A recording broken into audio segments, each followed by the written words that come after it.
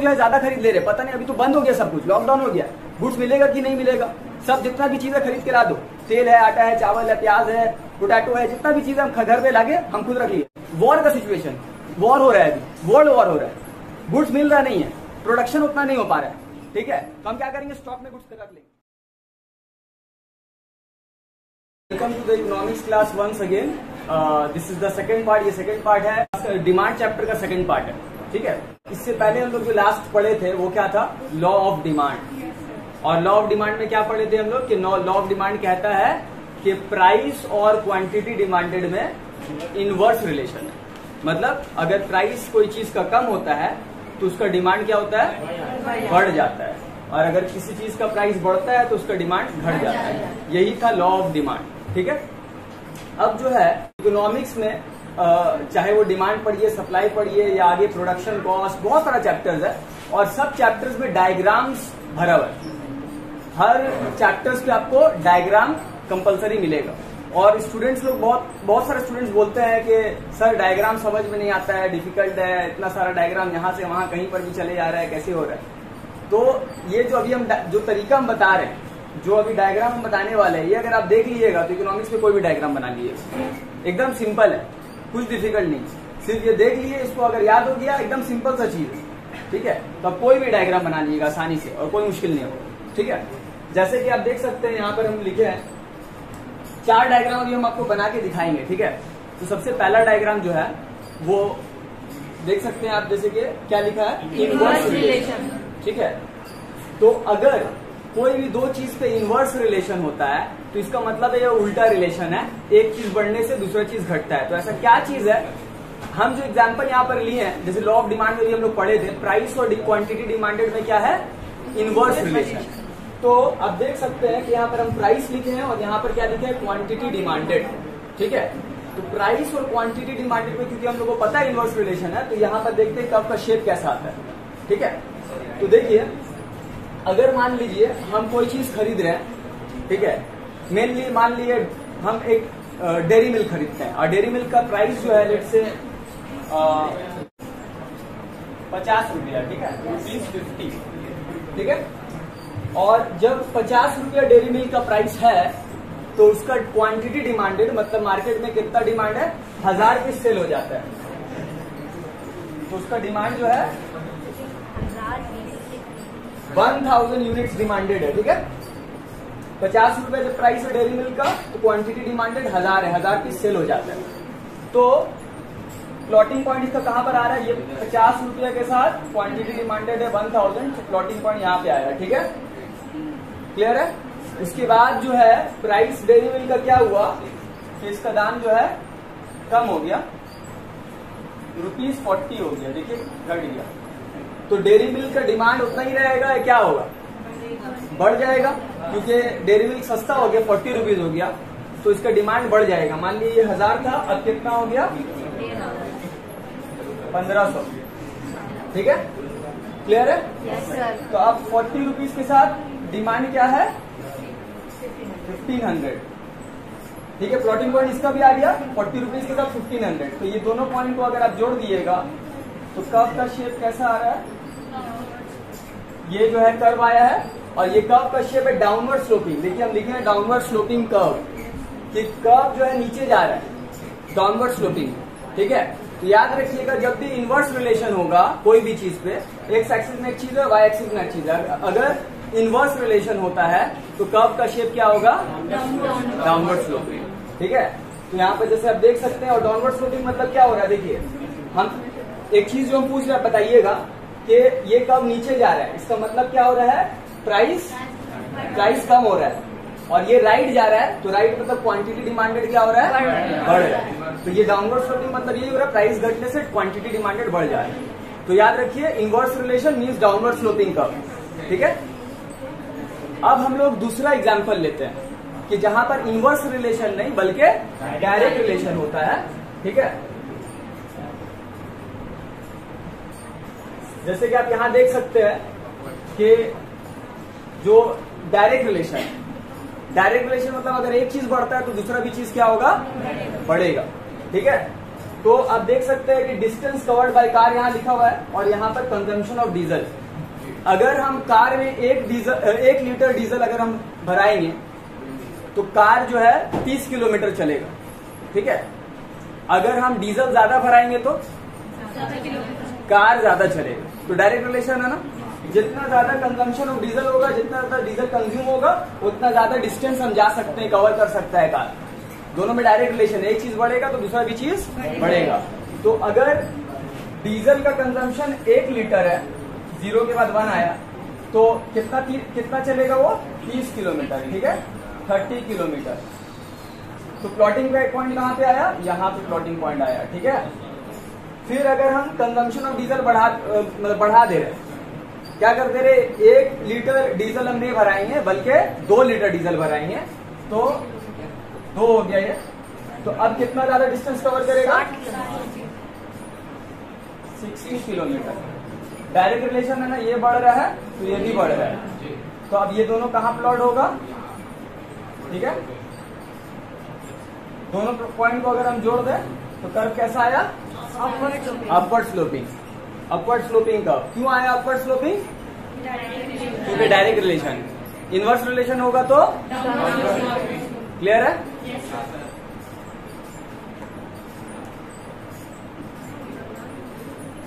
अब तीसरा diagram,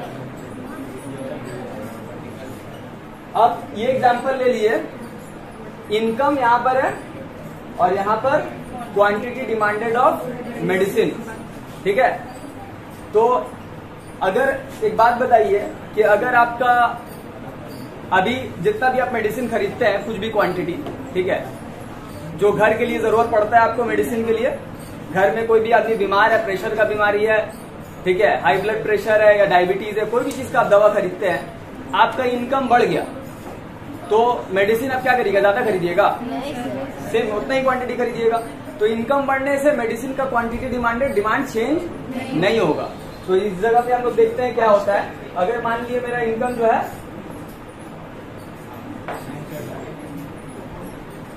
income जो है मेरा सपोज 20,000 है, ठीक है, और मेडिसिन का जो डिमांड है वो सपोज हम क्वांटिटी लिख दे रहे हैं 25 टैबलेट, ऐसे ऑपरेट मतलब कि ले लिए 25 टैबलेट। अब कौन सा चीज का टैबलेट है आप ही जानिए, ठीक है। तो यहाँ पर 20,000 रुपीज में जब इनकम है तो हम मेडिसिन का डिमांड कितना करें, 25 टैबलेट, ठीक है। तो प्लॉटिंग पॉइंट कहाँ है, यहाँ पे। उसके बाद क्या हुआ, इनकम मेरा बढ़ गया, इनकम हो गया मेरा 30,000, ठीक है। अब मेडिसिन कितना खरीदिएगा, उतना ही खरीदेंगे। तो 30,000 में मेडिसिन का डिमांड जो है वही 25 है। तो 30,000 के साथ 25 अगर प्लॉट करिएगा, प्लॉटिंग पॉइंट यहाँ पे आएगा ना, देखिए ये दोनों आके यहाँ पर मिल रहा है, ठीक है। अगर इनकम कम भी हो जाता है आपका, अगर इनकम 10,000 भी हो जाता है तब भी मेडिसिन का डिमांड 25 रहेगा, तो 10,000 और 25 यहाँ प्लॉट होगा। तो प्लॉटिंग पॉइंट कैसे आ रहा है, 1 2 3 ऐसे आ रहा है। तो कब क्या हुआ, कब का शेप वर्टिकल है, वर्टिकल स्ट्रेट लाइन है ना। इसका मतलब है कि इनकम बढ़े घटे, क्वांटिटी डिमांडेड वही 25 रहेगा। तो डाउनवर्ड स्लोपिंग हो गया, अपवर्ड स्लोपिंग हो गया, ये शेप क्या है, वर्टिकल है। अगर एक्स एक्सिस वाला जो चीज है, यहाँ पर जो क्वांटिटी है, ये वाला चीज अगर कांस्टेंट रहता है तो शेप वर्टिकल होगा। बात समझ में आ रहा है, ठीक है। और लास्ट जो है, जैसे आप देख सकते हैं हॉरिजॉन्टल कर्व, ये भी चीज फिक्स रहेगा, लेकिन यहाँ का चीज फिक्स नहीं रहेगा, एक्स एक्सिस वाला चीज नहीं फिक्स रहेगा, बल्कि वाई एक्सिस में रेंट है ये फिक्स रहेगा। जैसे कि आप देखिएगा कि कोई भी कॉस्ट होता है, आउटपुट अगर ज्यादा प्रोड्यूस किएगा, आपका कंपनी आपका फैक्ट्री है, आप ज्यादा गुड्स प्रोड्यूस करिएगा तो आपका कॉस्ट क्या होगा, बढ़ेगा। अगर हम कपड़ा प्रोड्यूस कर रहे हैं तो ज्यादा कॉटन लाना, ज्यादा रॉ मटेरियल लाना पड़ेगा, ज्यादा लेबर हायर करना पड़ेगा, तो ज्यादा प्रोडक्शन करेंगे तो ज्यादा कॉस्ट क्या होगा, बढ़ेगा। लेकिन अगर मान लीजिए कि रेंट है, आप एक फैक्ट्री बिल्डिंग रेंट पे लिए हैं जहां आप कपड़ा प्रोड्यूस करते हैं, रेंट कितना है, 30,000 रुपया महीना है, मंथली आपको 30,000 रुपीज रेंट देना पड़ता है, ठीक है। अब अगर आप प्रोडक्शन बढ़ा दिएगा, बहुत ज्यादा पहले से ज्यादा प्रोडक्शन कर रहे हैं, तो रेंट आपको ज्यादा देना पड़ेगा, नहीं। अगर आप फैक्ट्री बंद कर दिए, ठीक है, तब रेंट आपको कम देना पड़ेगा, नहीं, उतना ही रेंट देना पड़ेगा। रेंट क्या है? फिक्स्ड कॉस्ट है। तो यहाँ पर देखिए, अगर हम रेंट अगर कितना दे रहे हैं, ₹30,000, ठीक है। तो अगर हम मान लिए 50,000 कपड़ा प्रोड्यूस कर रहे हैं, 50,000 क्लोथ्स प्रोड्यूस कर रहे हैं, तो आपका रेंट कितना है? 30,000 रुपया, ठीक है। तो प्लॉटिंग पॉइंट यहां पे आया, ठीक है। उसके बाद आप प्रोडक्शन बढ़ा दिए, कितना कर दिए? 70,000, 70,000 कपड़ा प्रोड्यूस कर रहे हैं। प्रोडक्शन बढ़ गया, रेंट बढ़ेगा आपका? नहीं बढ़ेगा, रेंट उतना ही है। तो 70,000 के साथ 30,000 होगा, यानी कि ये वाला कहाँ आके मिल रहा है? यहाँ पे। दोनों प्लॉटिंग पॉइंट को अगर हम जोड़ेंगे तो कर्व कैसा आ रहा है? हॉरिजॉन्टल। तो देखिए हॉरिजॉन्टल कर्व लिखा है। तो अगर बाई एक्सिस वाला जो कोई चीज होता है, बाई एक्सिस में क्या लिखे हम लोग? रेंट। अगर ये चीज फिक्स रहता है तो आप देख सकते हैं हॉरिजॉन्टल कर्व है कि अगर ये बढ़े या घटे, रेंट आपका फिक्स्ड है। तो इनवर्स रिलेशन होगा तो शेप क्या होगा? Downward sloping. डायरेक्ट रिलेशन होगा तो शेप क्या होगा? Upward sloping. अगर कोई चीज फिक्स रहता है तो या तो वो वर्टिकल होगा या तो हॉरिजॉन्टल होगा, ठीक है। ओके, देखिए ध्यान दिए यहाँ पे। नेक्स्ट जो हम लोग का टॉपिक है वो है डिमांड शेड्यूल और डिमांड कर्व, ठीक है। तो सबसे पहले डिमांड शेड्यूल अगर आप देखिए तो यहाँ पर एक्चुअली ये डिमांड शेड्यूल रुपीज पे नहीं दिया हुआ है, और नहीं, ठीक है, हाँ रुपीज पे नहीं, डॉलर पे दिया हुआ है। तो जैसे अमेरिका में डॉलर यूज होता है तो वहीं ऐसे शेड्यूल जो बनाया है डॉलर के टर्म पे दिया हुआ है। तो मान ली रुपीज है, अगर एक पिज्जा का दाम ₹15 है, ठीक है, तो कितना डिमांडेड है? ये मिलियंस पे है, तो 8 मिलियन पिज्जा डिमांडेड है, ठीक है। लोग कितना पिज्जा खरीद रहे हैं सब मिलके? 8 मिलियन। और जब प्राइस 12 रुपया हो गया, कम दाम हो गया पिज्जा का, तो डिमांड कितना हो गया? 14 मिलियन, और डिमांड बढ़ गया। फिर और प्राइस कम हुआ, 9 रुपया हो गया, तो और डिमांड बढ़ गया। मतलब जितना दाम कम हो रहा है उतना डिमांड बढ़ रहा है। तो इसको हम लोग डिमांड शेड्यूल बोलते हैं। डिमांड शेड्यूल क्या है? एक टेबल है, जैसे कि आप देख सकते हैं कि ये टेबल है जो दिखाता है कैसे कंज्यूमर अलग अलग प्राइस पे अलग अलग डिमांड करता है। अगर दाम ज्यादा रहता है तो डिमांड कम होता है, और जैसे जैसे दाम कम होता है वैसे वैसे डिमांड बढ़ता है। बात समझ में आ रहा है? और उसके बाद वाला जो चीज है वो है डिमांड कर्व। डिमांड कर्व क्या है? एक ग्राफिकल रिप्रेजेंटेशन है डिमांड शेड्यूल का, ठीक है। डिमांड शेड्यूल का ग्राफिकल रिप्रेजेंटेशन है। तो आप देख सकते हैं यही शेड्यूल को अगर हम ग्राफ पे प्लॉट कर दें तो ये डिमांड कर्व बन जाएगा, ठीक है। जैसे कि यहाँ पर प्राइस कैसे 3 से 15 तक लिखा हुआ है ना, तो 0, 3, 6, 9, 12, 15, 18 तक चले गए हम, ठीक है। और डिमांड कितना? 32 तक है, तो ये 32 तक डिमांड होगी। तो प्राइस 15 रुपया है जब, तो डिमांड कितना है? 8। तो 15 रुपये के साथ डिमांड 8 में चले गया, तो प्लॉटिंग पॉइंट यहाँ पे आया, ठीक है। और उसके बाद फिर जब प्राइस 12 के साथ कितना डिमांड है? 14। जब प्राइस 12 रुपीज है तो डिमांड कितना है?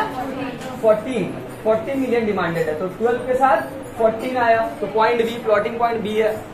फिर जब प्राइस 9 है तो 9 के साथ डिमांड कितना है? 20 मिलियन, तो 9 के साथ डिमांड कितना आ गया? 20। तो 9 और 20 को प्लॉट कर दिए, ठीक है। तो पॉइंट सी प्लॉटिंग पॉइंट है। 6 के साथ 26, 3 के साथ 32। तो सब प्लॉटिंग पॉइंट को जोड़ दिए तो क्या आ गया? डिमांड कर्व आ गया, ठीक है। तो डिमांड कर्व क्या है? ये भी दिखाता है अलग अलग प्राइस पे अलग अलग क्वांटिटी डिमांडेड। प्राइस जब 15 है तो डिमांड कम है, जब प्राइस $3 हो गया तो डिमांड 32 मिलियन होगी, ठीक है। जितना पिज्जा का दाम कम हो रहा है, ठीक है, उतना ज्यादा डिमांड बढ़ जा रहा है। तो ये क्या दिखा रहा है? अलग अलग प्राइस पे अलग अलग क्वांटिटी डिमांडेड। तो इसको हम लोग डिमांड कर्व बोलते हैं। यही शेड्यूल को अगर हम रिप्रेजेंट कर देंगे ग्राफ पे तो इसको हम लोग क्या बोलेंगे? Demand curve. क्लियर है? अब ये सब पढ़ने का क्या क्यों जरूरत पड़ रहा है हम लोग को?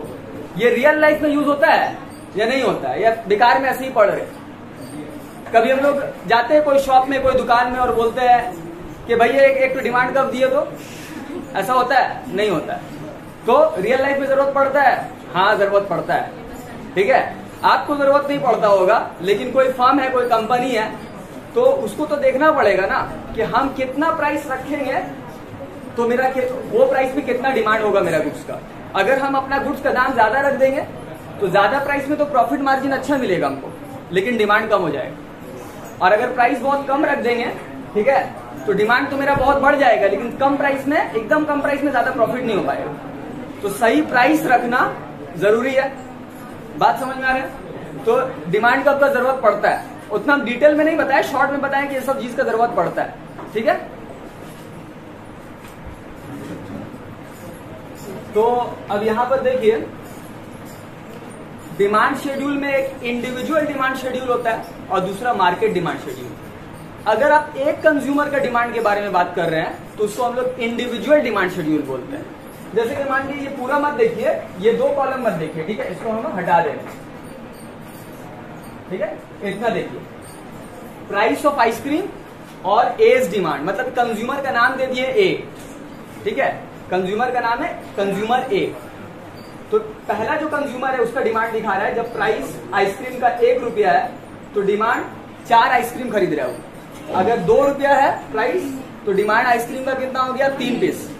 प्राइस जैसे से बढ़ रहा है वो कम डिमांड कर रहा है, 4 रुपया आइसक्रीम का दाम हो गया तो डिमांड 1 पीस होगी। ठीक है, तो ये एक कंज्यूमर का डिमांड दिखा रहा है ना, तो ये इंडिविजुअल डिमांड शेड्यूल हो गया। इंडिविजुअल डिमांड शेड्यूल में क्या होता है कि एक कंज्यूमर का कैसे अलग अलग प्राइस पे अलग अलग क्वांटिटी डिमांडेड वो कर रहा है, ये दिखाता है। ठीक है, जैसे कि बी का भी है, ये दूसरा कंज्यूमर है, कंज्यूमर बी, ये भी इंडिविजुअल डिमांड शेड्यूल है। 1 रुपया में वो कितना डिमांड कर रहा है कंज्यूमर बी, 5 आइसक्रीम खरीद रहा है वो। 2 रुपया हो गया तो 4 आइसक्रीम वो खरीद रहा है। 3 रुपया हो गया तो 3 आइसक्रीम खरीद रहा है। तो ये भी इंडिविजुअल डिमांड शेड्यूल है। किसका है, कंज्यूमर बी का है। मार्केट डिमांड शेड्यूल कैसे निकलेगा, अगर मान लीजिए मार्केट में सिर्फ 2 कंज्यूमर है, पूरा मार्केट में आइसक्रीम खरीदने वाला सिर्फ 2 है, एक है कंज्यूमर ए और दूसरा है कंज्यूमर बी। तो हम क्या करेंगे, मार्केट डिमांड निकालने के लिए दोनों को ऐड कर देंगे। 4 + 5 कितना है, 9। जब 2 रुपया प्राइस है तो ए कितना खरीद रहा है आइसक्रीम, 3 पीस, और बी कितना खरीद रहा है, 4 पीस। तो दोनों मिला के कितना खरीद रहा है, 4। तो पूरा मार्केट में कितना आइसक्रीम बिक रहा है, 7, अगर प्राइस 2 है। अब ऐसे 3 अगर हो गया प्राइस, तो ये 2 खरीद रहा है, ये 3 खरीद रहा है, टोटल डिमांड कितना है, 5। तो मार्केट डिमांड कैसे आएगा, दोनों कंज्यूमर का डिमांड को मिला के आएगा। ठीक है, अगर मार्केट में 3 कंज्यूमर है तो तीनों का डिमांड को ऐड करके मार्केट डिमांड आएगा। और अगर मार्केट में 1000 कंज्यूमर्स है तो हजारों कंज्यूमर्स का डिमांड को ऐड करके मार्केट डिमांड आएगा। तो मार्केट डिमांड निकालने के लिए हम लोग इंडिविजुअल डिमांड को क्या करते हैं, ऐड करते हैं। ठीक है, बात समझ में आ रहा है? तो ये हुआ मार्केट डिमांड। उसके बाद जो है इंडिविजुअल डिमांड शेड्यूल से मार्केट डिमांड शेड्यूल कैसे करते हैं, ऐड करके। वैसे ही जैसे आप देख सकते हैं, ये एक जॉन है, एक आदमी का नाम, और दूसरा का एडवर्ड है। मार्केट में सिर्फ 2 ही कंज्यूमर है, सिर्फ 2 कंज्यूमर है। तो ये जॉन का डिमांड कब है, जो कि दिखा रहा है अलग अलग प्राइस पे अलग अलग डिमांड, और ये एडवर्ड का डिमांड कब है। ठीक है, अब मार्केट डिमांड कब कैसे आएगा, मार्केट डिमांड कब अगर निकालना है आपको इंडिविजुअल डिमांड कब से, तो आपको ये करना होगा, जैसे कि आप मान लीजिए प्राइस 20 पे, प्राइस 20 पे कितना डिमांड कर रहा है जॉन, 3 गुड्स डिमांड, 3 बुक, ये बुक है, 3 बुक डिमांड कर रहा है।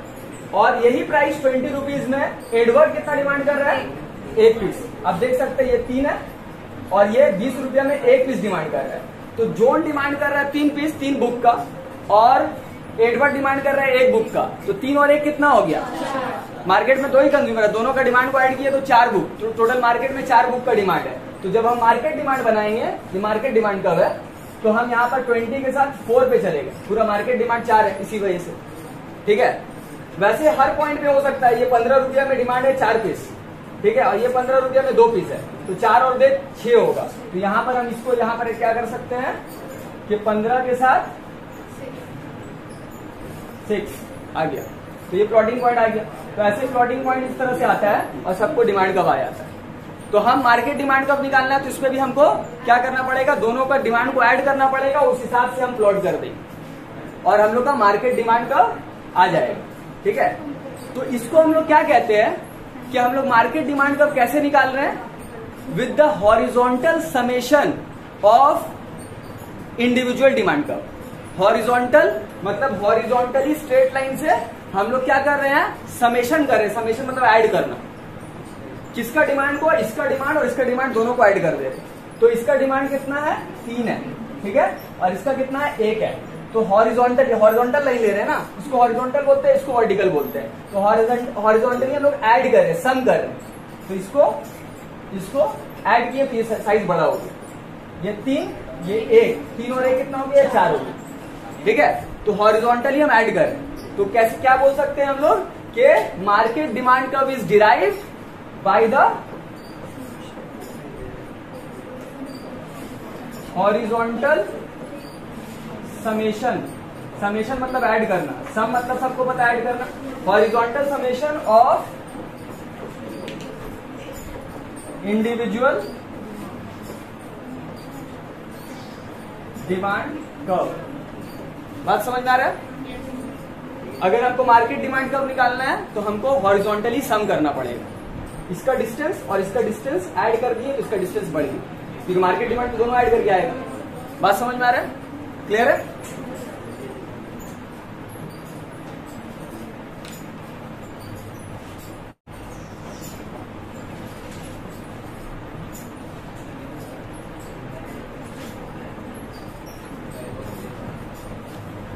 अब हम लोग का जो नेक्स्ट टॉपिक है वो है स्लोप ऑफ डिमांड कर्व। तो डिमांड कर्व का जो स्लोप है कैसा शेप है बताइए तो? डिमांड कर्व का शेप क्या होता है?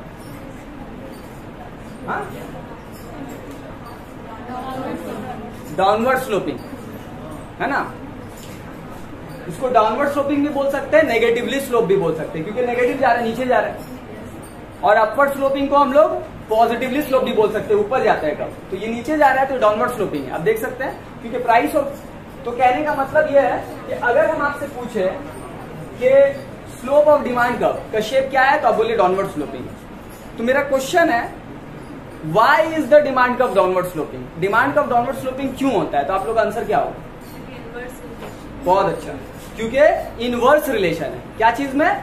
प्राइस और क्वांटिटी डिमांडेड में। क्योंकि हम लोग अभी देख चुके कि अगर इनवर्स रिलेशन कोई भी चीज में होता है तो कर्व का शेप क्या होता है? Downward sloping.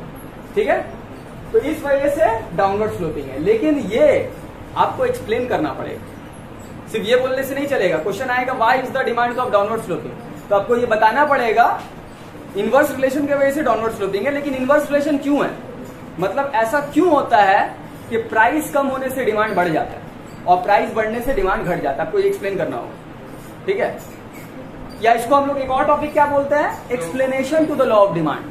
Law of demand का एक्सप्लेनेशन। लॉ ऑफ डिमांड क्या कहता है कि प्राइस कम होने से डिमांड बढ़ता है, प्राइस बढ़ने से डिमांड कम होता है। क्यों ऐसा होता है ये आपको बताना पड़ेगा। तो ये 4 पॉइंट है जिससे हम एक्सप्लेन करेंगे, प्रूव करेंगे कि प्राइस और क्वांटिटी डिमांड में इनवर्स रिलेशन है। ठीक है, तो आपको अगर हम क्वेश्चन पूछे डाउनवर्ड स्लोपिंग क्यों है, सिर्फ ये नहीं बोलने से चलेगा कि इनवर्स रिलेशन है, इस वजह से। क्यों इनवर्स रिलेशन है वो भी बताइए आप। बात समझ में आ रहा है? तो इसमें जैसे कि पहला पॉइंट है law of diminishing marginal utility, जो कि अभी हम नहीं एक्सप्लेन करेंगे क्योंकि एक टॉपिक अलग से हम लोग का है लॉ ऑफ डिमिनिशिंग मार्जिन। वहां पर जब एक्सप्लेन करेंगे तो वहां पर हम बता देंगे कि किस वजह से प्राइस घटने से डिमांड बढ़ता है, वहां पर ये टॉपिक आएगा हम लोग। ठीक है, तो हम स्टार्ट कर रहे हैं इनकम इफेक्ट से। इनकम इफेक्ट से देखिए, अगर मान लीजिए कि मैंगो का सीजन आया, ठीक है, और अभी चल ही रहा है, पता है हम लोग, तो मैंगो का जैसा सीजन आया तो मैंगो का प्राइस क्या चल रहा है?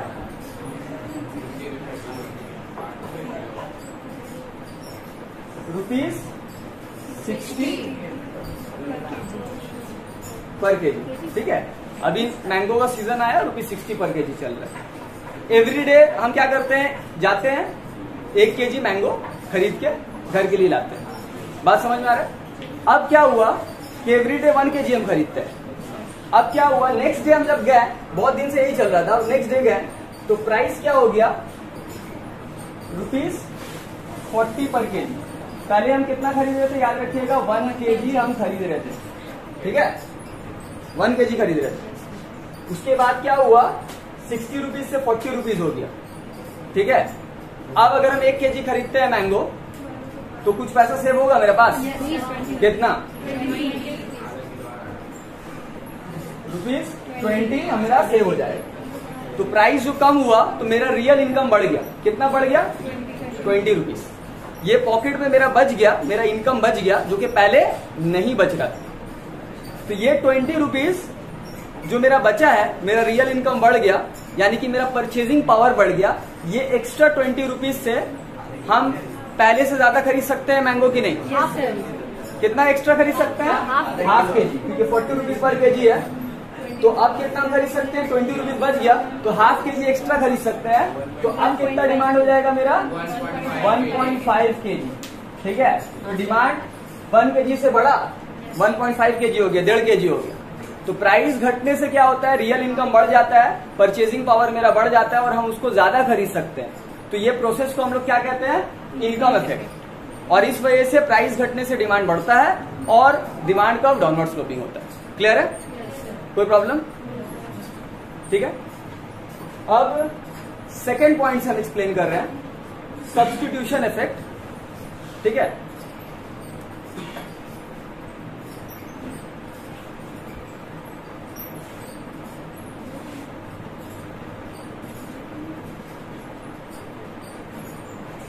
अब हम दूसरा पॉइंट से एक्सप्लेन कर रहे हैं, सब्स्टिट्यूशन इफेक्ट। तो सब्स्टिट्यूशन इफेक्ट में क्या है कि कोई भी चीज का अगर प्राइस कम होता है तो उसका डिमांड क्यों बढ़ जाता है? जैसे कि मान लीजिए अगर हम सोचे, हम एक्चुअली हमको लैपटॉप खरीदने का था, तो हम एक लैपटॉप देखें डेल का, कितना दाम में? 35,000 रुपीज। ठीक है, तो लैपटॉप का 35,000 रुपीज दाम है और हमको एक लैपटॉप खरीदे। ऐसे बहुत कोई आदमी होगा जैसे लैपटॉप खरीद रहा है 35,000 का लैपटॉप डेल का। फिर क्या हुआ, हम एप्पल का लैपटॉप खरीदने का नहीं सोच सकते क्योंकि वो थोड़ा मेरे लिए कॉस्टली हो जाएगा। एप्पल का लैपटॉप का प्राइस क्या हमको नहीं मालूम, मान ली 1 लाख रुपया। तो हम सोचे नहीं एप्पल का तो नहीं होगा, दिल है हमको खरीदने का, एप्पल अच्छा ब्रांड है, लेकिन नहीं हो पाएगा। फिर क्या हुआ, एप्पल का कंप्यूटर का प्राइस हो गया 1 लाख रुपया से 50,000 रुपया। ठीक है, तो अब मेरे लिए पॉसिबल है ना कि हम खरीद सकते हैं। तो उसका प्राइस कम हुआ, तो जो डेल का कंप्यूटर खरीदता था, हम या आप या कोई भी जो डेल का खरीद रहा था या कोई और कंपनी का खरीद रहा था, ये आसूस का खरीद रहा था या कोई भी HP या कुछ किसी का भी लैपटॉप खरीद रहा था, तो अब वो क्या करेगा, बहुत कोई जो है सब्स्टिट्यूट होगा कौन सा प्रोडक्ट पे? एप्पल मतलब एप्पल का कंप्यूटर, मैकिन्टॉश। ठीक है, तो क्या होगा, इसका डिमांड बढ़ गया। कैसे बढ़ा? क्योंकि लोग सब्स्टिट्यूट किए एक प्रोडक्ट से दूसरा प्रोडक्ट पे। बात समझ में आ रहा है? तो इसको हम लोग सब्स्टिट्यूशन इफेक्ट बोलते हैं। जब एक चीज का प्राइस कम हो जाता है तो लोग दूसरा गुड्स छोड़ के ये खरीदने लगते हैं। ठीक है, आप सब्स्टिट्यूशन इफेक्ट देखे थे कि नहीं देखे थे रेडमी फोन में? अभी तो बहुत सारा फोन आ गया, लेकिन जब सैमसंग बहुत ज्यादा चलता था और रेडमी जब मार्केट में आया उसका प्राइस कम था, तो ये कंपैरेटिवली चीपर हो गया ना। तो जो लोग सैमसंग खरीद रहे थे वो सब्स्टिट्यूट हो गया किस पे? रेडमी पे। तो रेडमी का डिमांड बढ़ गया। तो इसको हम लोग क्या बोलते हैं? प्राइस घटने से डिमांड बढ़ा, किस वजह से? सब्स्टिट्यूशन इफेक्ट की वजह से। तो इससे भी हम प्रूव कर लिए कि प्राइस और डिमांड में इनवर्स रिलेशन है। प्राइस घटने से क्या होता है? डिमांड बढ़ जाता है। ठीक है, और इस वजह से डिमांड का डाउनवर्ड स्लोपिंग। तीसरा पॉइंट जो है, एंट्री ऑफ न्यू बायर्स। ठीक है, जैसे कि अगर दाम कोई चीज का ज्यादा है, ठीक है, जैसे कि अभी एग्जांपल हम इसका दिए थे ना, एप्पल का कंप्यूटर का दिए थे। ठीक है, या मान लिए, ठीक है, एप्पल का फोन पकड़ लिए, एप्पल का फोन का दाम है 1 लाख रुपया। ठीक है, अभी कौन खरीद सकता है? सिर्फ अमीर कंज्यूमर्स खरीद सकता है, हायर मिडिल क्लास लोग खरीद सकते हैं। 1 लाख रुपया दाम है, 1.5 लाख रुपया दाम है। ठीक है, अब क्या हुआ, 1 लाख रुपया से एप्पल आईफोन का जो है जो प्राइस हो गया वो लगभग 60,000, मान ली 40,000 रुपीज हो गया, 40,000 रुपीज हो गया। ठीक है, जब 40,000 रुपीज हो गया फोन का प्राइस, तो बहुत कोई मिडिल क्लास फैमिली भी खरीद सकते हैं जो कि अफोर्ड पहले नहीं कर सकते थे। ठीक है, अब मान लिए वही एप्पल आईफोन का 10,000 रुपए दाम हो गया, तो जो और लोअर मिडिल क्लास है वो भी खरीद सकते हैं 10,000 का फोन। तो क्या हो रहा है, प्राइस घटने से नंबर ऑफ कंज्यूमर्स क्या हो रहा है, बढ़ रहा है। पहले जब दाम ज्यादा है तो सिर्फ अमीर आदमी खरीद सकते हैं, दाम कम हुआ हायर मिडिल क्लास, और दाम कम हुआ मिडिल क्लास, और दाम कम हुआ लोअर मिडिल क्लास। अब 1,000 रुपए दाम हो गया तो गरीब आदमी भी खरीद सकते, है ना। तो प्राइस कम होने से क्या होता है, number of consumers, entry of new buyers, नया बायर एंटर करता है मार्केट में, वो भी खरीदना स्टार्ट कर देता है। तो प्राइस कम होने से इस वजह से डिमांड क्या होता है, बढ़ता है, और डिमांड कम इस वजह से डाउनवर्ड स्लोप। क्लियर है? तो अब जो है ये टॉपिक आप लोग देख सकते हैं, exception to the law of demand. हम लोग को पता है कि लॉ ऑफ डिमांड में क्या पढ़े हैं कि प्राइस और क्वांटिटी डिमांडेड में क्या होता है, इनवर्स रिलेशन होता है। ठीक है, प्राइस घटने से क्वांटिटी डिमांडेड बढ़ता है। लेकिन exception to the law of demand मतलब क्या होता है कि उस जगह वो चीज जहां पर लॉ ऑफ डिमांड काम नहीं करता है उसको एक्सेप्शन बोलते हैं। ये एक्सेप्शन केस है, इसको छोड़ के बाकी जगह लॉ ऑफ डिमांड काम करेगा। लेकिन कुछ केस है जहां पर लॉ ऑफ डिमांड काम नहीं करेगा। मतलब प्राइस अगर बढ़ता है तो डिमांड कम नहीं होगा, उल्टा प्राइस बढ़ने से डिमांड बढ़ जाएगा, या प्राइस कम होने से डिमांड कम हो जाएगा। या ऐसा हो सकता है कि प्राइस बढ़े, डिमांड कम नहीं हुआ लेकिन सेम रहा, तभी तो लॉ ऑफ डिमांड नहीं काम किया। लॉ ऑफ डिमांड को काम करने के लिए इनवर्स रिलेशन होगा, एक बढ़ेगा तो एक घटेगा। अगर ऐसा नहीं हो रहा है तो लॉ ऑफ डिमांड काम नहीं कर रहा, उसको हम लोग क्या बोलेंगे, exception to the law of demand. जैसे कि पहला पॉइंट आप देख सकते हैं, गिवन गुड्स। तो गिवन गुड्स को एक्सप्लेन करने से पहले आपको याद दिला दें हम कि इंफीरियर गुड्स किसको बोलते हैं।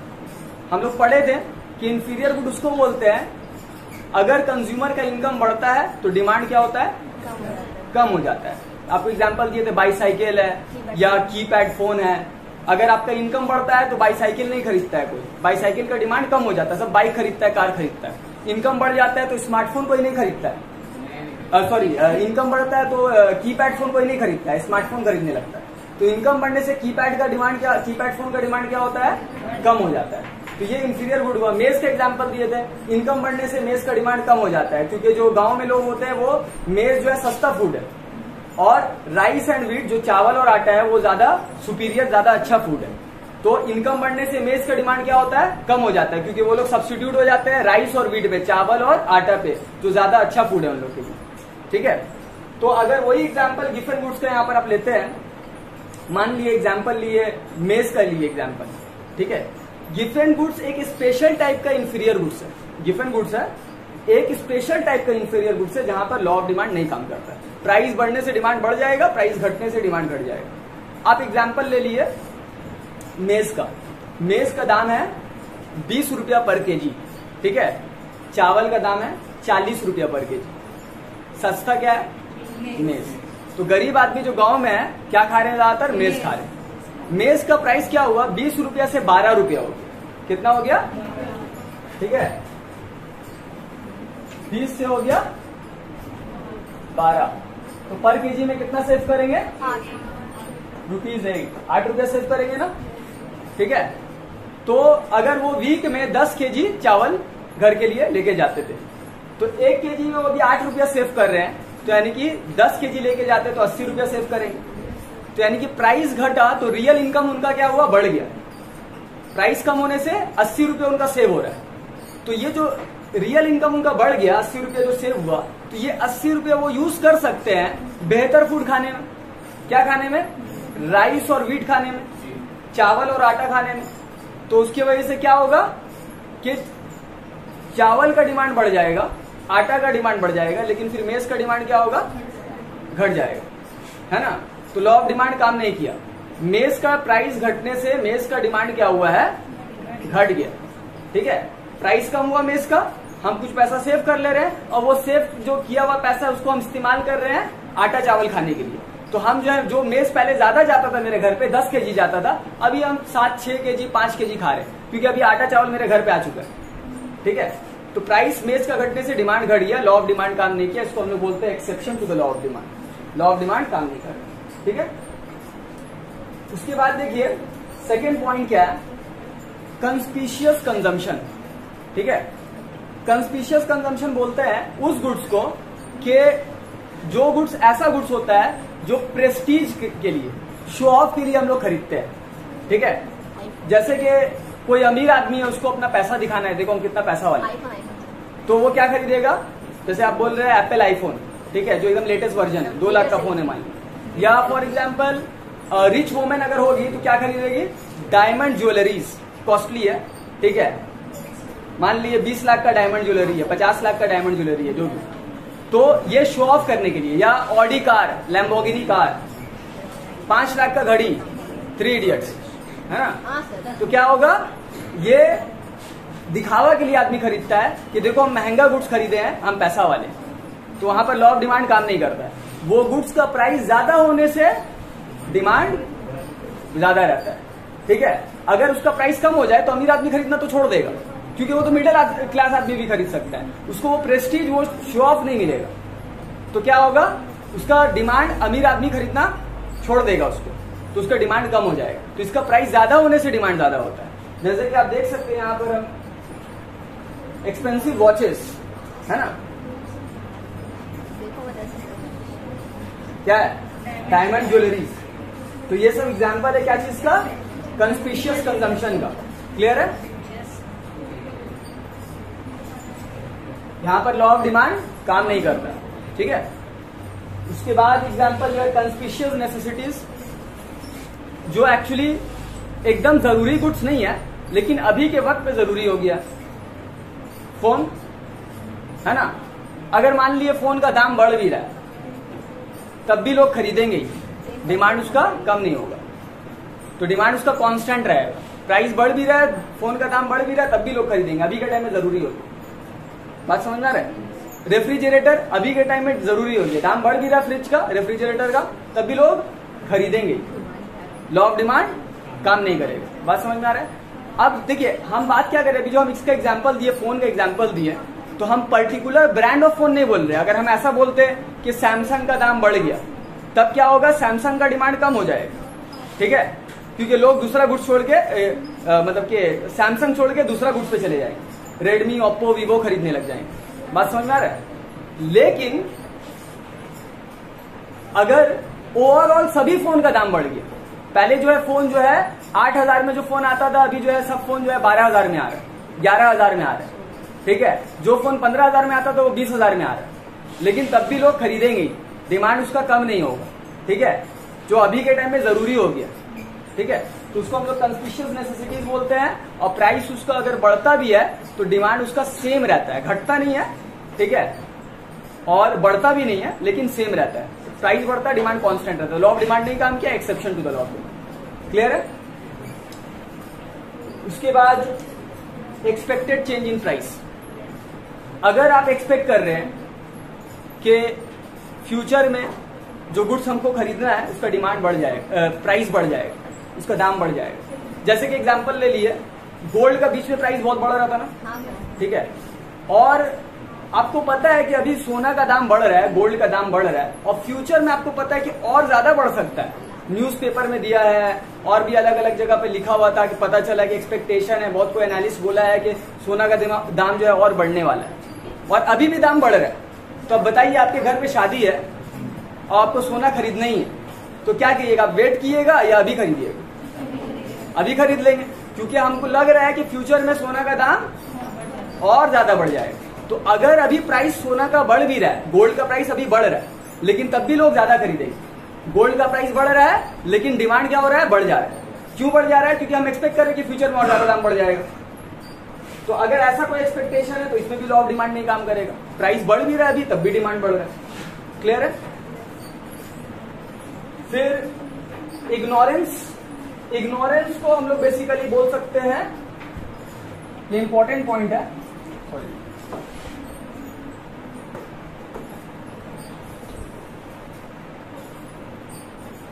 Veblen effect. बहुत जगह पर वेबलन इफेक्ट लिखता है, ठीक है, तो वेबलन इफेक्ट इसको बोले तो ज्यादा बेटर है, ठीक है, क्योंकि इसको समझे इसका एक्सप्लेनेशन देने वाला एक इकोनॉमिस्ट था जिसका नाम है वेबलन, तो उसका नाम तो इसको वेबलन इफेक्ट बोला गया। तो अगर हम लोग गुड्स का क्वालिटी को जज करते उसका प्राइस से, ये ज्यादा दाम का गुड है, ये इसका दाम ज्यादा है, ये ज्यादा अच्छा हो, ये सस्ता है उतना अच्छा नहीं हो, अगर ऐसा हम लोग सोच ले, तब तो लोग क्या करेंगे, जिसका दाम ज्यादा है वही ज्यादा खरीदेंगे। हम सोच रहे हैं हैवेल्स का फैन जो है इसका दाम ज्यादा है, और उषा का थोड़ा दाम कम है, ओरिएंट का थोड़ा दाम कम है, नहीं हैवेल्स का खरीदेंगे, इसका दाम ज्यादा है, क्वालिटी ज्यादा अच्छा होगा। अगर ऐसा सोच हो जाए तो क्या होगा, लोग जो है ज्यादा ही प्राइस वाला गुड ज्यादा खरीदेंगे। प्राइस ज्यादा रहेगा तो डिमांड ज्यादा रहेगा, जिसको हम लोग वेबलन इफेक्ट बोलते हैं। एक बार क्या हुआ कि हम फ्लिपकार्ट पे आयरन देख रहे थे, प्रेशर, ठीक है, तो एक आयरन हमको मिला 800 रुपया का और एक आयरन मिला हमको 1200 रुपया का। तो हमको क्या लगा कि 1200 रुपया इसका दाम है, कि ज्यादा अच्छा होगा, तो यही वाला ऑर्डर करते हैं। ऑर्डर करने जा ही रहे थे हम, लेकिन ऐसा सोच हो गया। तो फिर क्या होगा, अगर ऐसा सोच हो गया तो लोग ज्यादा दाम वाला गुड्स ज्यादा खरीदेंगे, लॉ ऑफ डिमांड काम नहीं करेगा, ठीक है। लेकिन फिर हम ऑर्डर करने जा ही रहे थे, वो बात अलग है कि ऐसा नहीं किया, हम देखा कि उसमें तो सेम वारंटी दे रहा 800 ही वाला लेते, ठीक है। तो मेरे से लॉ ऑफ डिमांड काम किया था। लेकिन अगर ऐसा सोच हो जाए तो लॉ ऑफ डिमांड काम नहीं करेगा, ठीक है। तो प्राइस ज्यादा होने से ज्यादा डिमांड होगा वो गुड्स का, क्योंकि लोग समझेंगे कि उसका क्वालिटी ज्यादा अच्छा है। कोई प्रॉब्लम? फिर एक्स्ट्रा ऑर्डिनरी सिचुएशन। अभी रिसेंटली कोई एक्स्ट्रा ऑर्डिनरी सिचुएशन आया था, याद करिए। अभी है एक्स्ट्रा ऑर्डिनरी सिचुएशन, मतलब अभी उतना ज्यादा नहीं, 1 साल पहले लॉकडाउन हुआ था तो एक्स्ट्रा ऑर्डिनरी सिचुएशन। तो यहाँ पर लॉ ऑफ डिमांड काम नहीं करता है। जब पहला बार लॉकडाउन हुआ था तो आप देखते होंगे बहुत सारा आटा है, चावल है, आलू है, प्याज है, इसका दाम बहुत बढ़ रहा है, ठीक है। जो बेसिक फूड्स है उसका दाम बहुत बढ़ रहा था। लेकिन क्यों बढ़ रहा था उसका? क्योंकि लोग जो है ज्यादा खरीद ले रहे। पता नहीं, अभी तो बंद हो गया सब कुछ, लॉकडाउन हो गया, गुड्स मिलेगा कि नहीं मिलेगा। सब जितना भी चीजें खरीद के ला दो, तेल है, आटा है, चावल है, प्याज है, पोटैटो है, जितना भी चीज हम घर पे लागे हम खुद रख लिए, है ना। तो अगर ये कोई एक्स्ट्रा ऑर्डिनरी सिचुएशन आ गया, ठीक है, तो इन दैट केस क्या होगा कि अगर अभी प्राइस बढ़ भी रहा है, हम देख रहे थे कि सबका चीज का जितना फूड आइटम्स का दाम बढ़ रहा था, लेकिन तब भी लाके हम घर पे रख लिए। पता नहीं कल तो दुकान बंद रहेगा तो खरीद नहीं पाएंगे, क्या होगा, नहीं होगा, मिलेगा नहीं, सब तो प्रोडक्शन बंद हो गया, फैक्ट्री बंद है, सब कुछ तो बंद। तो ये सिचुएशन में प्राइस अगर बढ़ भी रहा है तब भी हम डिमांड ज्यादा करें। वॉर का सिचुएशन, वॉर हो रहा है, अभी वर्ल्ड वॉर हो रहा है, गुड्स मिल रहा नहीं है, प्रोडक्शन उतना नहीं हो पा रहा है, ठीक है। तो हम क्या करेंगे, स्टॉक में गुड्स रख लेंगे, ठीक है। प्राइस बढ़ भी रहा है तब भी हम खरीद लेंगे, बढ़ता हुआ प्राइस कोई बात नहीं, दे दो हम, दाम बढ़ रहा है तब भी डिमांड बढ़ जाएगा। लॉ ऑफ डिमांड नहीं काम करेगा। एक्स्ट्रा ऑर्डिनरी सिचुएशन, इमरजेंसी जिसको बोलते हैं, ठीक है। चेंज इन फैशन, अगर फैशन चेंज हो गया, पहले जो आप गुड्स खरीदते थे, ठीक है, जैसे कि पहले अगर जो भी पुराना टाइप का स्मार्टफोन पकड़ लिए, पुराना टाइप का स्मार्टफोन है, अब जो है पहले चलता था अब एक हो गया, तो हम लोग अक्सर देखिए चेंज करते रहते हैं, नया आया डुअल कैमरा, नया आया ट्रिपल कैमरा, वो लेंगे। तो क्या हो रहा है, जो फैशन आउट ऑफ फैशन हो रहा है वो आदमी, प्राइस उसका कम भी है तो उतना आदमी नहीं खरीद रहा है, ठीक है। कपड़ा में भी देखिए अभी वो पहले का फैशन है, कौन खरीदेगा, नहीं खरीदेगा, प्राइस कम भी है तो नहीं खरीदे। लेकिन अगर नया जो लेटेस्ट जो कपड़ा आ रहा है मार्केट में उसका प्राइस ज्यादा भी है तब भी खरीद ले रहे, ठीक है। तो यहाँ पर भी लॉ ऑफ डिमांड नहीं काम करता है। जो आउट ऑफ फैशन है, दाम कम है, नहीं खरीदेंगे, कोई बात नहीं, फ्री में भी देगा तो नहीं खरीदेंगे, है ना।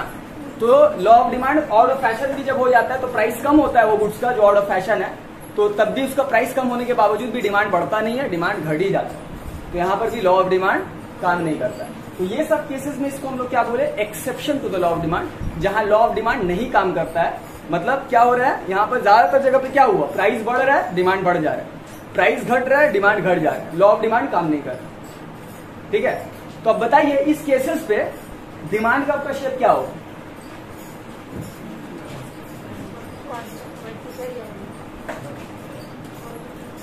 ज्यादातर जगह पे डायरेक्ट रिलेशन हो जा रहा है, ज्यादातर जगह पे प्राइस बढ़ने से डिमांड बढ़ जा रहा है और प्राइस घटने से डिमांड घट जा रहा है। डायरेक्ट रिलेशन होता है तो क्या शेप बताए थे आप, अपवर्ड स्लोपिंग। तो डिमांड का शेप कैसा हो जाएगा,